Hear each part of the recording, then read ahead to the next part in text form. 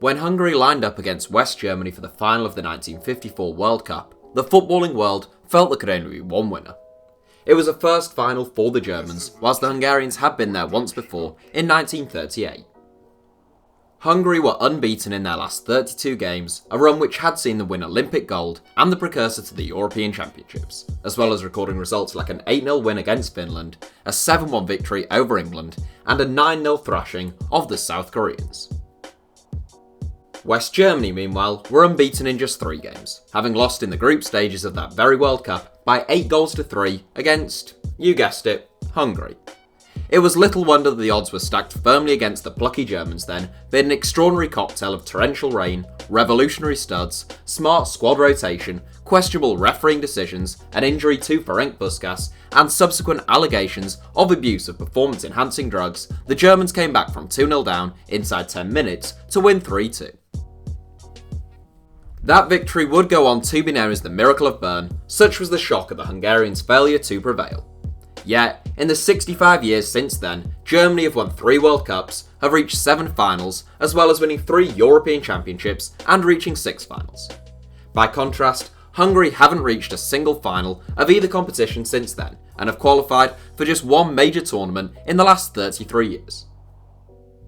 If we look at every World Cup finalist since the very first final in 1930, from Argentina to Brazil, Uruguay, France, Spain, Sweden and Italy, none have collapsed quite like the Hungarians, with the exception of Czechoslovakia, who quite literally collapsed in the sense that it no longer exists as a sole entity. But even the countries that came from the breakup of Czechoslovakia, namely the Czech Republic and Slovakia, have enjoyed greater success than Hungary on the international stage over the last 3 decades. I've always been fascinated by Hungary's golden team, and here at HITC Sevens, we wanted to ask why. As always, these things rarely occur in isolation, so there are a few explanations we're going to explore today.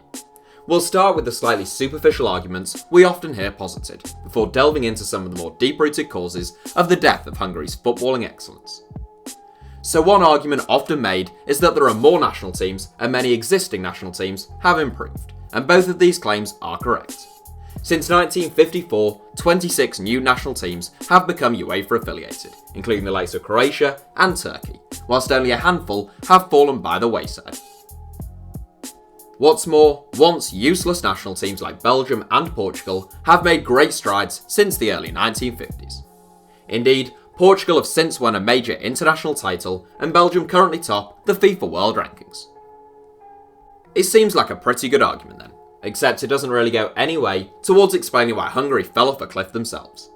The improvements of these nations hasn't derailed the likes of Sweden or Switzerland, who are still regular fixtures at major finals, or a nation like Uruguay in South America, who have had to compete with the improvements made by countries like Colombia and Chile.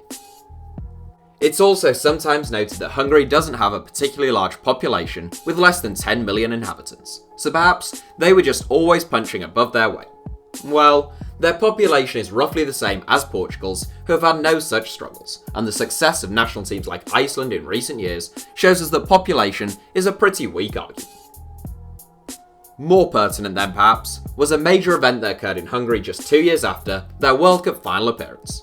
The Hungarian Uprising or Hungarian Revolution of 1956 saw a major public revolt against the ruling Soviet regime, and resulted in thousands of deaths and roughly 200,000 Hungarians fleeing the nation. Among those displaced were some of the country's most celebrated footballers, from Ferenc Puskás to Sandor Kocsis. In fact, Puskás and Kubala both went on to represent the Spanish national team instead, whilst Kocsis never represented Hungary again. Many people view the 1956 uprising as the death of Hungarian football. Both the National League and the national team were severely weakened, and football tends to take a back seat during times of national crisis. However, Hungarian football would bounce back. The national team qualified for the next 3 World Cups, and whilst they were a long way from the all-conquering side of the early 1950s, they did reach the quarter-finals in both 62 and 66. Sandwiched between those 2 decent showings was arguably their most impressive performance, a 3rd place finish at the 1964 European Championships. So Hungary weren't down and out in a footballing context, and they were still producing some fantastic players. Ferenc Benny and Kalmar Mazzoli were both good enough to grace just about any team, yet they remained one-club men in their native Hungary. Meanwhile, the team's talisman was Florian Albert, a Ballon d'Or winning centre forward with all the elegance, technique and ruthlessness to grace Hungary's starting 11 even at their very peak. So 1956 was a hefty blow, but it wasn't the death knell. In our eyes, that was another political crisis some 33 years later. On October 23, 1989, Hungary gained independence from the Soviet Union, and as such, ceased to be a communist regime, in what was a fine day for the future of food on the shelves and freedom of the press, but not such a fine day for the future of Hungarian football. Under communist rule, sport in Hungary had dual funding, receiving money directly from the centralised government, but also from local companies, and the obligatory responsibilities placed upon them. Following the fall of the Soviet Union and communism, both of these revenue streams were decimated. As the companies were privatised, they no longer had any obligation to fund sport. In 1990, the centre-right MDF party came to power, and this also saw a significant reduction in the amount of money going into sport and football from the government itself. The result has been damning. Hungary haven't qualified for a World Cup since, and only qualified for the European Championships for the first time since, when the number of teams allowed to enter was increased in 2016. It's probably worth emphasising just how far Hungary have fallen. In the last few years, the national team has suffered defeats at the hands of Andorra, Kazakhstan and Luxembourg. The national team that was once the envy of the world is now losing competitive fixtures against teams often made up of largely amateurs and part-timers.